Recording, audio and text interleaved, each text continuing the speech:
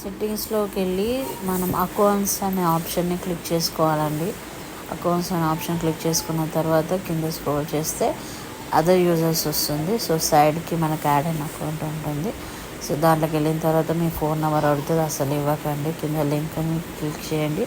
తర్వాత మళ్ళీ కింద ఒక లింక్ని క్లిక్ చేసుకోండి.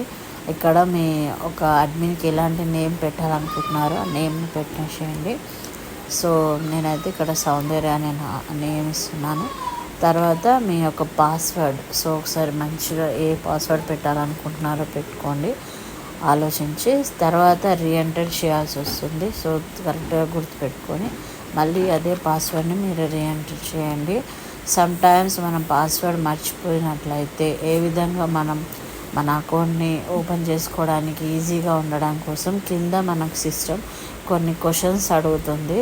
సో ఆ క్వశ్చన్స్కి మనం ఆన్సర్స్ ఇచ్చినట్లయితే ఒకసారి ఆ క్వశ్చన్ ఆన్సర్స్కి మనం ఇచ్చినట్లయితే మనం ఎప్పుడైనా పాస్వర్డ్ మర్చిపోయినప్పుడు ఈ ఆన్సర్స్ మనకు చాలా బాగా యూజ్ అవుతాయి అన్నమాట. సో కొన్ని క్వశ్చన్స్ అడుగుతూ ఉంది, వాటికి నేను ఆన్సర్ ఇవ్వడం జరుగుతుంది ఇక్కడ. సో మీరు ఎక్కడెక్కడ అన్ని కొన్ని ఆప్షన్స్ ఉంటాయి క్వశ్చన్స్లో కూడా. మీరు ఈజీగా మీకు తొందరగా ఏదైతే ఈ క్వశ్చన్కి అయితే ఆన్సర్ నాకు తొందరగా గుర్తుంటుంది అని అనిపిస్తే అలాంటి క్వశ్చన్స్ మీరు సెలెక్ట్ చేసుకొని కింద ఆన్సర్ చేయండి. సో నేను చేస్తున్నాను. సో అందుకే ఆ స్క్రీన్ అనేది మీకు చూపించట్లేదు. ఇలా చేయడం వల్ల మనం పాస్వర్డ్ మర్చిపోయినప్పుడు యూజ్ అవుతుంది.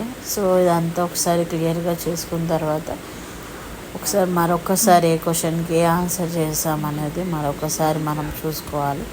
తర్వాత నెక్స్ట్ ఆప్షన్ని క్లిక్ చేసేసుకోవాలి.